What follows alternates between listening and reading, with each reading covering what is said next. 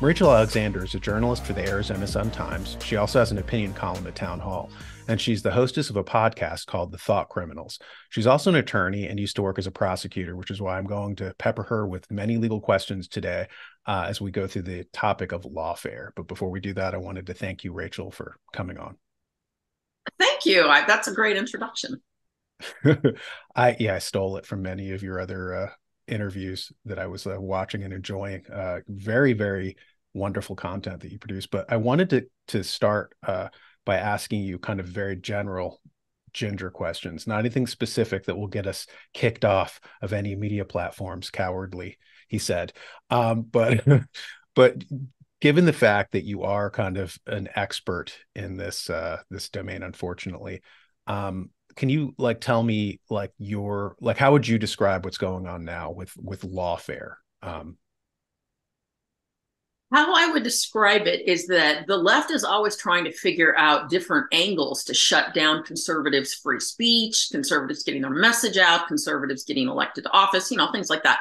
So this is just the latest area that they are focusing intensely on, and they've had a lot of victories. We saw it beginning, probably like the late 2000s, the late Alaska Senator Ted Stevens. He was one of the, first victims of this lawfare. And back then, it was very rare that they would actually use prosecution against somebody. So he was one of the first ones, and he finally beat it in the very end. But then they kept going and it kept escalating. We saw during the 2010s, they came after congressmen like Rick Renzi of Arizona, Steve Stockman of Texas. They actually put both of those guys in prison. So they were starting to figure it out. And then we've seen it escalate into, these civil types of lawsuits, which have been very successful, shutting down a lot of conservative outlets. And now finally they're going after the attorneys themselves. This is this final prong that they're realizing. If they can just shut down all the conservative attorneys from representing us, we won't be able to defend ourselves in the criminal stuff. We're seeing that with the J6 defendants.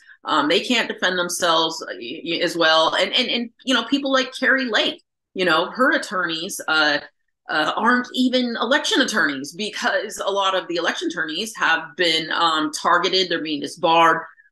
So she's got attorneys who, this isn't even their area of expertise, but, she's still going about it. So that's kind of where we're at. The left dominates the legal system. They've always been attracted to the law. They control much of the judiciary. We can get into that if you want, but they've really locked down this. And as my former boss, the Maricopa County attorney, Andrew Thomas, who is disbarred, likes to say, they're essentially driving conservative attorneys to extinction. Yeah, I was just talking to a professor, Jordan Nyland, and he's at George Mason University, about precisely this. And I some of my reading has led me to believe that what may be happening even goes beyond the left-right paradigm, because you even have leftists like Eliot Spitzer. I remember when the Patriot Act was first rolled out, and it'll never be used against Americans. It'll never be used against Americans, and they used it basically to spy on him, find out that he had a mistress, and then essentially drive him out of power when he ran afoul of kind of the regime. And one of the kind of rabbit holes that I went down very recently was that basically what it looks like to me, at least, is that the CIA had a plan to essentially, like, basically, how do you do a coup in a country without like an overt military junta coming in and shooting people? And their conclusion was that you do lawfare, right? You can train people to interpret their own constitution in different ways. And so they started, like, very quickly after Kennedy was assassinated in 64, 65, they started rolling out kind of critical theory in the law schools. And they immediately went to like Harvard Law. And it was their point man was McGeorge Bundy, who had been the national security advisor for Kennedy and Johnson. And he went from the government to the Ford Foundation, and then from Ford Foundation to Harvard. And so all of a sudden Harvard becomes the seedbed with Derek Bell and, critical race theory, all these kind of things, where all of a sudden they start training the next generation of lawyers to interpret law in a fundamentally different way. Like one example was, for instance, the idea of equality before the law, right? Like that would have been like a bedrock American value, equality before the law. And then Derek Bell was the first one to go, no, no, no. For social justice, we should have a thumb on the scale of the law. And that equality before the law was really a tool of like white supremacy. And so the next the subsequent generations were taught these radically different ways to interpret, where the law says man, they really mean screwdriver. Where the law says bowling ball, they really mean teacup. And all of a sudden you just get these like perversions of like what the law was supposed to be. But I don't know. That's my take on it. Do I sound crazy? Do I sound like a conspiracy theorist to you, Rachel? No, you're bringing in a really good angle that I don't even bring up in my talks, and that's the education indoctrination. Why are all these lawyers becoming leftists? Prosecutors used to be on the right. This is because of the indoctrination in the law schools. When I was in law school, I remember taking federalism, which is the study of the Constitution, my first year in law school, like all first year law school students are required to do. And I had this very lefty hippie professor. And he told me that he gave me a C in the class, and he was going to give me a D, except I had so much class participation that he could only, he had to raise my grade to a C. And so I knew at that point that I had no chance of getting good grades in law school because I was too conservative. So I made the conscious effort to write opinion columns when I transferred, back to the University of Arizona for the rest of my law school. And I just didn't put as much time into even trying to get A's because it just wasn't going to happen for me. And I want to address another point that you brought up, which I thought was really relevant. You said that it's no longer necessarily the right versus the left. And since I've been involved in this and researching and writing about this problem of lawfare, what I have discovered is this is what's going on in some sense, when they talk about this uniparty here in Arizona, which is a classic example. The reason they came after my former boss, the Maricopa County attorney Andrew Thomas, is because he and former Sheriff Charo Arpaio teamed up to root out public corruption. They were going to go after not just, corrupt Democrats, but they were going to go after corrupt Republicans. It was going after corrupt Republicans, which is part of what turned the bar on to Thomas to come investigate him. Because we had these very corrupt rhino county supervisors with complicit judges. Some of them were, appointed by Republicans to the bench. And, I look back at one of the worst county supervisors back then who came after my bar license, Andy Kanasic. And what did that guy do? Last year, he went to a fundraiser for far left Democrat Adrian Fontes when he was running for Arizona Secretary of State. And so based on what I've learned, I believe that a lot of these rhinos that we're seeing that are corrupt in government, I don't think they ever were Republicans to begin with. I think they were actually Democrats and they ran as Republicans because they knew they couldn't get elected otherwise. Maricopa County has always leaned to the right, for several years recently. Even with all the Democrats moving here, we have maintained a 4% Republican voter registration advantage. So people like Andy Kanasic knew he couldn't be elected as a Democrat. And, we have one gerrymandered district for our 5 county supervisors. And, that always goes to a Latino Democrat. So if you're not running in that position, you're not going to get elected as a Democrat. Yeah, I worry about our entire system in that sense. Like it seems like the powers that be have figured out how to like game things. And one of the things that I worry about, like I was reading with my son, we were studying John Stuart Mill, and he was Considerations on Representative Government, and it was way back in 1861. And there's a quote from it, and the quote is, "The proposal which has been thrown out of allowing the voting papers to be filled up at the voter's own residence and sent by the post, I should regard as fatal." Right, and so that was 1861. So they were already talking about mail-in ballots, and he says he regards it as fatal.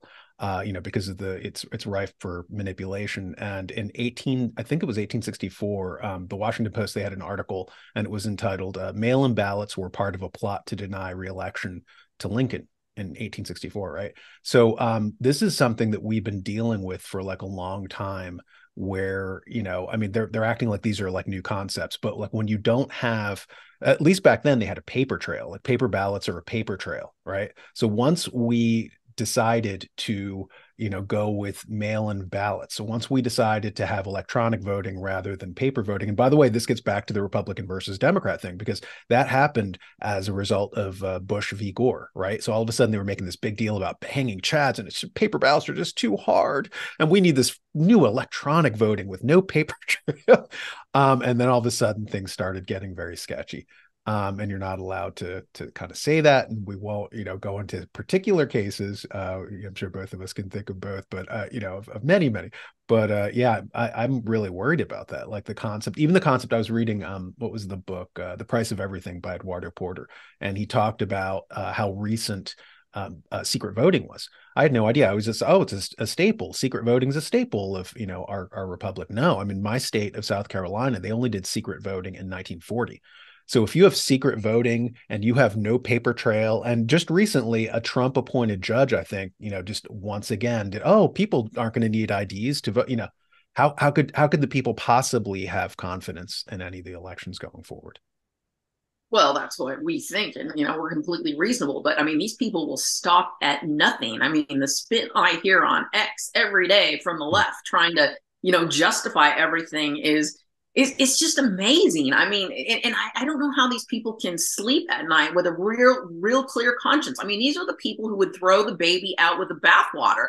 They find some little dinky little technical thing that nobody's ever paid attention before, and they act like this little technical thing is the most important thing in the world, and we have to just emphasize this technical thing over all the other huger things. And again, I'm not going to get into it because I don't want us to get banned, but you get where my point is there. I was just going to say the censors are watching us from all corners.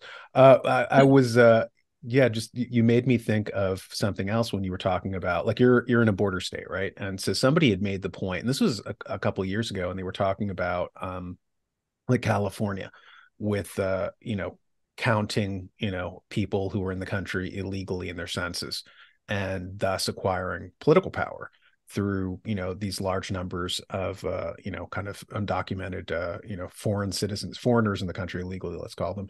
And somebody made the point, and I don't know, I never fact checked this, so take this with a grain of salt, but they said that it amounts to about, I think it was 8 electoral college votes, which is enough to cancel out my state of South Carolina.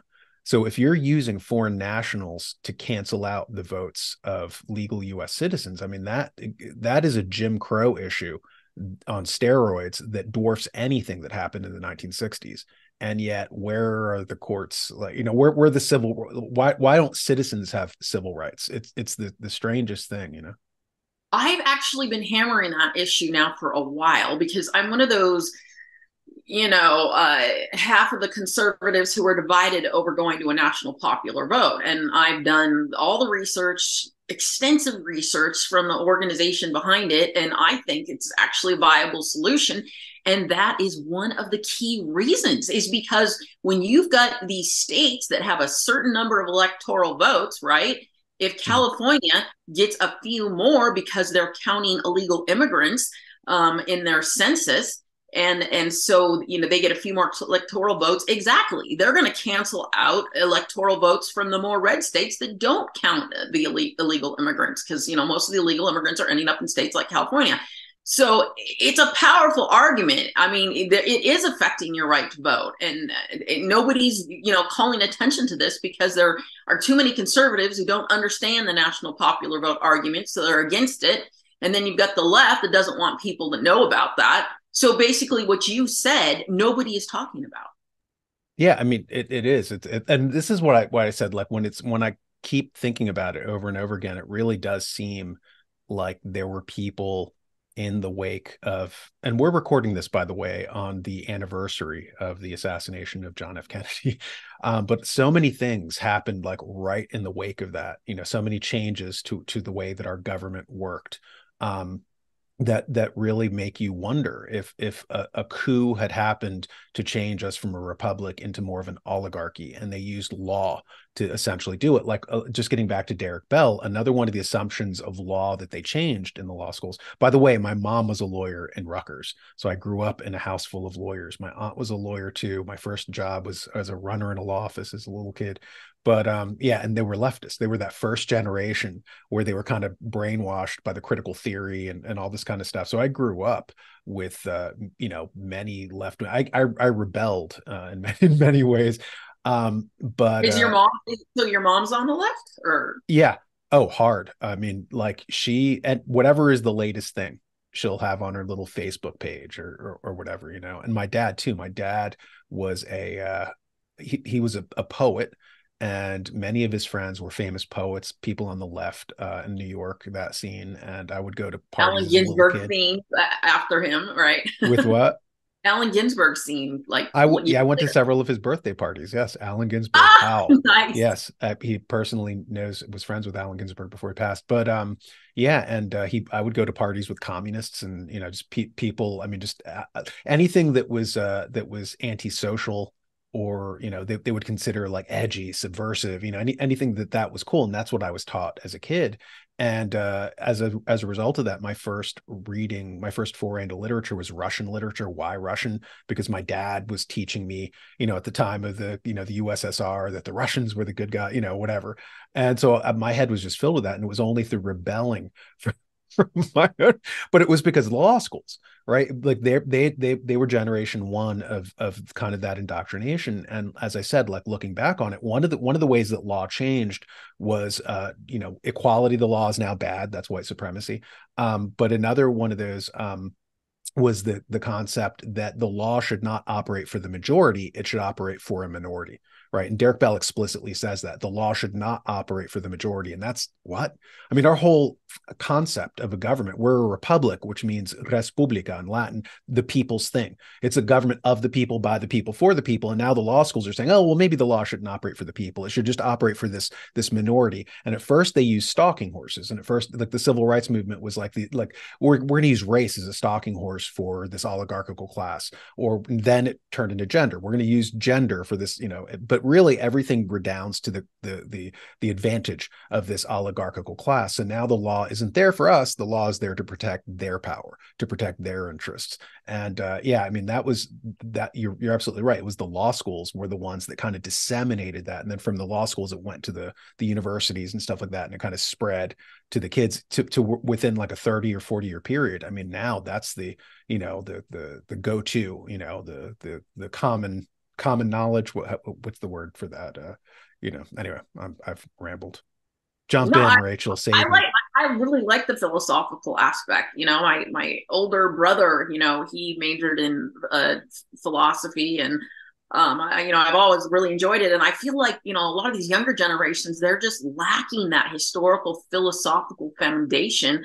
But and part of the reason is because they've just been so dumbed down in education. They're not being taught this anymore. They're not going to study Locke in school, like you're teaching your son. I mean, it's there's just this horrible void at this point. And I don't know all the ways to fight back. I mean, I'm coming up with some of them that I recommend to people. But right now the problem is law is not sexy. It's very difficult to write about it. It's very difficult to make it enjoyable, interesting, easy to understand. And everybody would rather run after the shiny new penny. Let's go fight transgenders or COVID masks. And Yeah.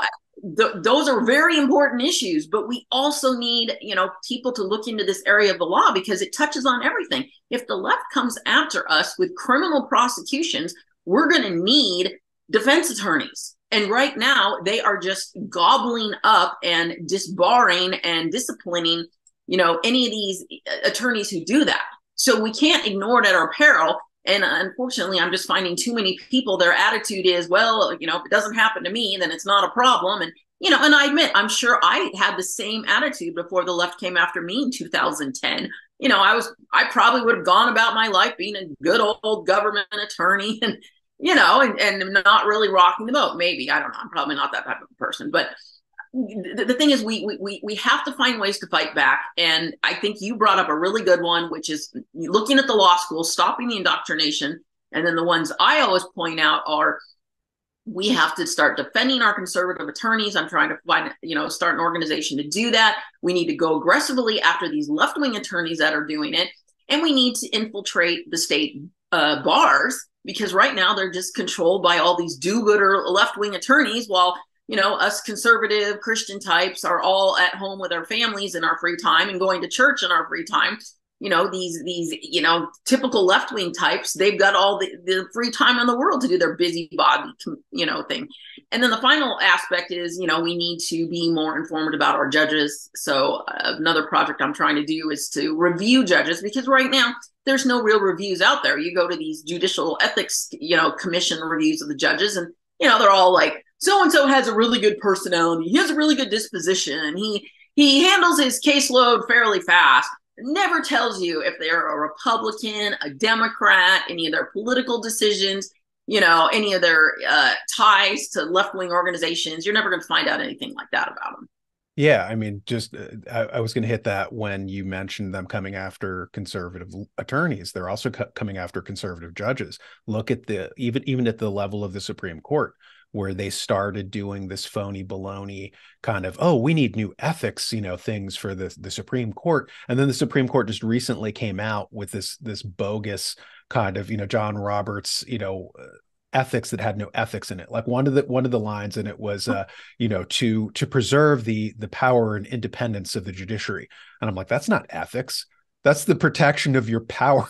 That's like pointedly, there was nothing in there about ethics at all. They don't even know what the word means. Like they use, like you said, oh, well, he's got a good disposition, he's really good at juggling. It's like that has nothing to do with ethics, and so it's as dead in the mouth of these people as the word God in the mouth of an atheist, just to paraphrase a poet. And it really is just depressing to me.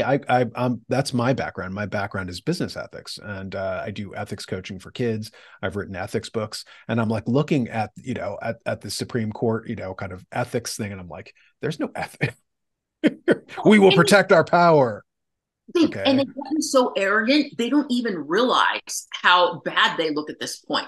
They know that they're untouchable, okay? Nobody is going to sue a state bar. Nobody is going to sue a judge. If you sue a judge, which is what, I was part of back in 2010, you will get disbarred. I always remember my own father, who was a judge in the Seattle area, telling me the night that my former boss asked me to put my name on the racketeering complaint against the judges and corrupt county supervisors. He said, Rachel, I would just caution you, even if you think what you're doing is right and ethical, you're going after judges. You know what they might do to you. And I should have listened to my dad, but me being the principled person, seeing all the corruption, I couldn't just not do it. I saw what the judges had done. I was intimately involved in it. The state bar president said to me right before all that went down, he said, a bunch of retired judges told me that they just went to the state bar and told the state bar, you need to do something about Maricopa County Andrew Thomas. So I'm like, a party to all this corruption going on. How could I just sit there and not do anything? And, I hated how the stress made me so sick for years, because they had a, highly publicized bar disciplinary trial against us that was live streamed for 2.5 months. So in that sense, I regret it.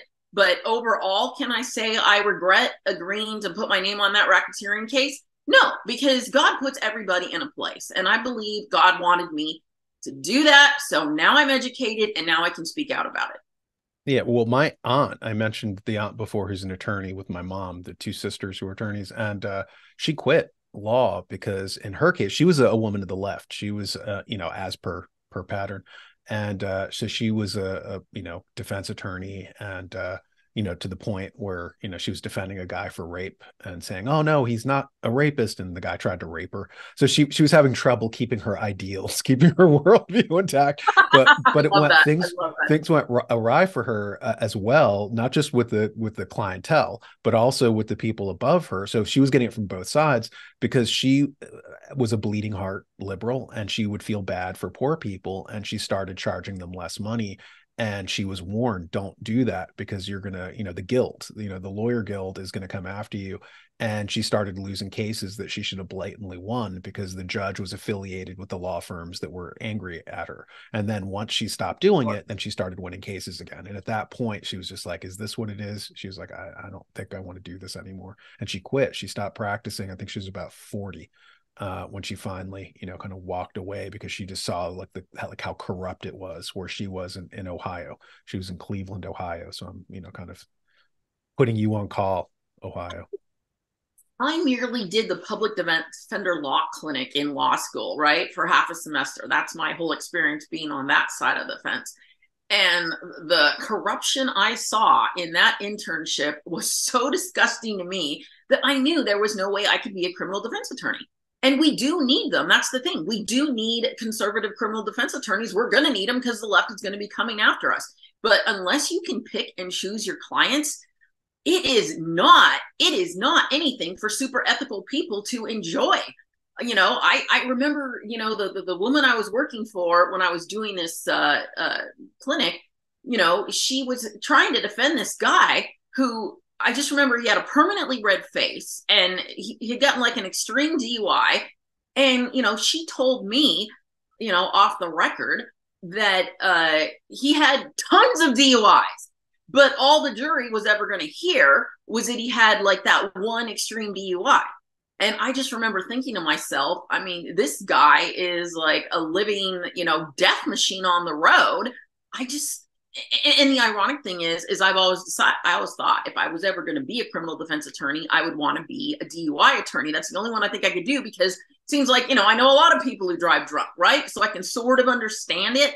But that's not the reality. I bet the most people who have screwed up and driven drunk, they're not like this dude. They only finally catch you most likely if you've been doing it excessively like this guy. And so that was it. That was it. I didn't never want to be a prosecutor either. My dad was that too. But when the county attorney's office offered me the position, which was initially not even going to be prosecution, I was supposed to be the Maricopa County elections attorney, and then they transferred me to the executive division, where they had me do some minor prosecution. But yeah, I mean, at least the prosecution side, you at least kind of feel like you're on the side of good and ethics, but not anymore today. I mean, these prosecutors are just so out of control. If I really need to write a book about what happened to me, and I have thought for years now, I would call it Persecuting the Prosecutors. That's a great title, and I think you should you should do that. By the way, I like the Guernica painting behind you. I'm a My big late brother brought that back to me from Germany many years ago, so I always have that in memory of him. do you know, there's a famous Picasso thing. John Richardson, in his biography of Pablo Picasso, recounts it, and it was, the Germans had, come into France. They've taken over France, and they can't come into his painting studio, and they say Guernica, and they're like, "Oh, you did that?" And then Picasso said, "No, you did." Because it's about the bombing of a Basque village that Yeah, the Germans did exactly. in the I Spanish love Civil that. I War. did never knew that story. Thank you. Yeah. So it's associate that German thing, that just jumped out at me. But one of the, just speaking of that, just speaking of kind of totalitarianism, getting back to what I was talking about earlier with my harebrained, theory about, kind of after, changes to the legal system after Kennedy, and possibly the people who were behind that, and they wanted to make sure no one would come after them, so they changed the way the law operated. They changed the nature of the country from a republic more to an oligarchy. The system isn't there to protect the majority or the rights of the majority. It's now there to protect kind of, the minority, which is really the only The true ruling minority. class. Yeah, Yeah. And so once somebody made a really good point, and they said, and I never thought about it in this way, but they said that the Civil Rights Act of 1965 was in many ways a parallel constitution, right? So whereas the U.S. Constitution says that you have freedom of association, Now there's this other document that says you do not. You know, where this other the official constitution says that you have freedom of speech, this other document says you do not. And now we have this two-tier system where it's kind of like that famous quote. It was by a Soviet general or something, I think, or no, it was a South American generalissimo, and he said, you know, for my friends, everything; for everyone else, the law. Right. And it's like, so if you're a corporation, you can point to the US Constitution, and the corporations have the benefit of the US Constitution. Of course, you can deplatform anyone you want. You're a private business. The US Constitution says so. But if you're a small baker, you know, asked to make a cake for a lifestyle that you don't agree with, you have a very different, you know, constitution that you're told that it applies to you. And it's the Civil Rights Act of 65. And there was somebody on Twitter that said that, I think it was CJ Engel, and he said something to the effect that in the end, you know, it may be that the United States never survived the civil rights movement.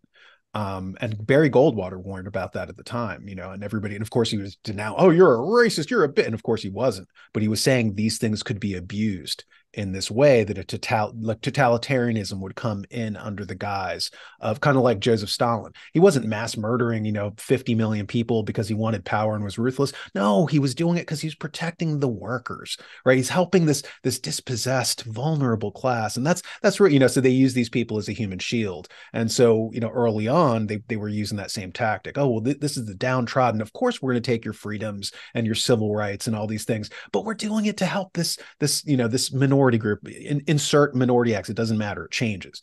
You know, depending on the decade, it'll change.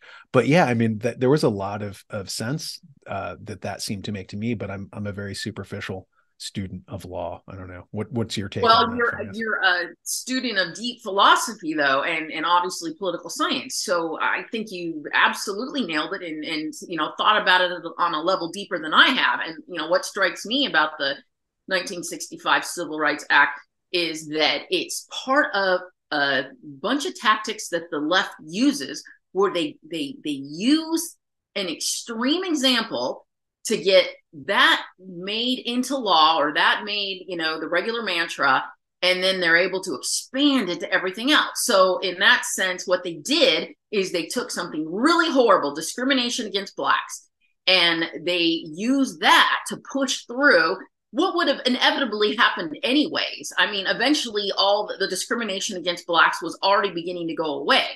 So they didn't even, you know, technically need to push it through, but they knew they could, because nobody wanted to oppose it, or they could label you a racist. So we see it in terms of, you know, let me just throw out this example. You know, whenever, say, like, you know, X, you know, when it was Twitter, you know, they banned Alex Jones, and people went after him, you know, in lawsuits, because they thought it was so, you know, disrespectful what he, you know, was saying about there being actors in that, you know, tragic Connecticut school shooting, right?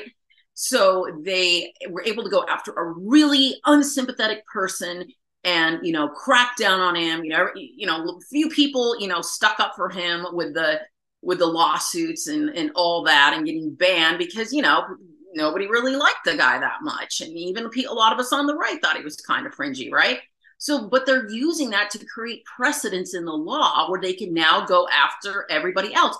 And another way I look at it is, you know, I was the collateral damage. I was the low hanging fruit in what happened to me. That's another angle how they do it. You know, in order to bring down the big guy, the Maricopa County Attorney Andrew Thomas, they came after little me, even though my name was merely on a racketeering lawsuit for a couple of months that was then withdrawn. It never did anything, right? But their whole key with me was trying to get me to turn. So they kept offering me plea bargain after plea bargain after plea bargain until, you know, 2 years probation, 1 year probation. Now just take a few extra legal classes and say you kind of feel bad, you know, how things turned out, you know, and we'll let you off the hook. But that's the thing. They wanted me to get the big guy. So it's just a tactic of the left that I feel like they have finessed it now in the law. And they've got, it's like a perfect storm, because they've got everything now in their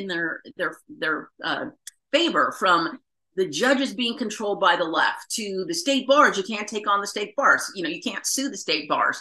State bars are always going to, you know, discipline the conservative attorneys. And so they realize just if they can get their feet in and set a few precedents. We see Jenna Ellis, Trump's attorney, accepting the plea deal. And she admitted to the bar that she had spread misrepresentations, because she didn't want to lose her law license. She didn't want to end up like me. My license was suspended for 6 months, but they're so corrupt they'll never let me back in. And so they're just building precedent after precedent, and they've got a hook in this area. And thank God, I feel like people, at least on X, because it's so censored everywhere else, you're not going to hear about this on Fox News. They don't want to get sued again, and lose. So basically, the left has just got the stranglehold on our justice system, on our legal system. And I feel like that's where they're going to be focusing for the next few years, but it's going to expand. I keep warning people, you think it's just us poor attorneys. They're coming after your profession next. Look what they're doing to the doctors and nurses in COVID. I mean, you can point out all these different areas of life they're coming after. And I just find it fascinating looking back at all the jobs I have held in my, career as a W-2 employee. And I don't think I would be able to hold any of those jobs again today. They've just canceled us and destroyed us so much at this point. And they're going to do it, to every profession. So, you might look away at what they're doing to the lawyers right now, and some of these politicians being, and J6 protesters being prosecuted. But, we're just the first line of defense. They're coming for all the other professions next. Yeah, I mean, the usage of process crimes and going after people for things they even know that you're innocent of. For instance, Mike Flynn, there was no there, as they say, and but they knew, but to defend himself, he's going to have to bankrupt himself, and that's the actual, and then at the very end of it, though, oh, just kidding, we had no actual crimes against you. But now you're bankrupt. So, there, and that was the tactic with Alex Jones. It was, there was no, there was really no legal basis for any of this other than to use the system, an abuse of the system, which I thought was illegal. You weren't supposed to use frivolous, tactics or platforms, predicates, to go after people, to abuse the system. We have a very, clogged. It's called SLAPP, right? And you know about SLAPP laws? No, explain that to the audience. So I'm trying to think what SLAPP stands for. It's like SLAPP, but it's basically using the law to threaten people, like threaten lawsuits to shut people down. And so, like here in Arizona, we have an anti-SLAPP law, which says you can't file bogus lawsuits to threaten people. So, I mean, it's such a problem that, yeah, there are actual laws against it. And then, of course, there are state bar rules that, say it's against the rules of professional ethics to file a frivolous or harassing lawsuit. But, there's the state bars are almost all controlled by the left across the country. So they're never going to enforce that against a left-wing attorney. Well, I'm going to go back to, because we're talking, as I said, left and right, and that's my background, that's your background. But just to go back to the kind of the possible, like I in the course of my own kind of reporting on this stuff and reading and stuff, I started wondering, like a lot of my assumptions about the nature of republics. Like I thought, republics are the greatest, form of government, and there's a lot to be said about them. Although Aristotle and Cicero, when asked, if you had to have a pure form of government, what would be the best pure form, and they said monarchy. And so anyway, so I didn't really understand that. Who else? Leviathan. Thomas Hobbes also was a fan of monarchy over republic. But when you study what actually happened, like for instance in England, right? So they take King John out to the field, the aristocrats. He's richer than any one aristocrat, but all of them together are richer than him and have more soldiers than he has. So all the aristocrats get together, they take him out to a field, they put a knife up to his throat, they say, you're going to sign Magna Carta, and in Magna Carta you're going to give us, the aristocrats, the ability to write the laws. Before this, it was the king who did the laws, right? Like Solomon, right? The kings had always, Hammurabi, Moses, it was the king who did the law. And so they're no. Now the aristocrats are going to do the law, and we're going to call this the House of Lords. And now we're going to be a nation of rule of law, But if you think about it, rule of law is now rule of lawmakers. So the power shifts from the monarch to the oligarchs in the country. And now they're the one, and it sounds good. Oh, rule of law, until you realize, oh, it's rule of lawmakers. And they exempt themselves from the law. Like, for instance, if they want to make you take an experimental therapeutic, they'll just say, oh, well, it doesn't apply to me, the lawmaker, or, those insider trading laws that will send you to jail doesn't apply to me. So once you have this class of people who are above the law, and these are, the ostensible lawgivers, you're in basically rule of oligarchy. And there was I was going over with my boy, we were doing Decline and Fall of the Roman Empire, and two quotes. Tacitus said, as a government becomes more corrupt, you get more laws. That's one quote. But there was another quote that Gibbon said. He said, in the 12th century, he said, the 12th century produced the first rudiments of the wise and jealous aristocracy, which has reduced the doge to a pageant and the people to a cipher. Now, the doge was the president, the presidential role, the doge, right? Like in the Republic of Venice and stuff. And they had reduced it to a pageant. It just became like a fake, like a popularity contest, and reduce the power of the people to a cipher. And I think we're kind of repeating that, where we have this oligarchical class. The law operates for them, not for us. The society operates for them. If they have losses, we get taxed to pay for their losses, to bail their business, and everything seems to be rigged for them.